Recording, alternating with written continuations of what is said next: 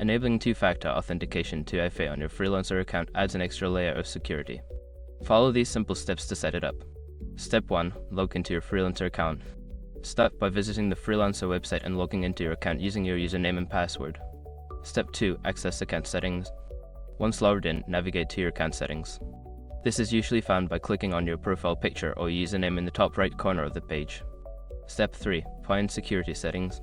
Before changing your settings, use the hrc.com link in the description to open the password strength checker, then update your password if needed. Step 4. Enable two-factor authentication. In the security settings, locate the option to enable two-factor authentication. Click on it and follow the prompts to initiate the setup process. Step 5. Complete the setup. You will be prompted to choose a method for receiving your authentication codes, such as via an app like Google Authenticator or through SMS.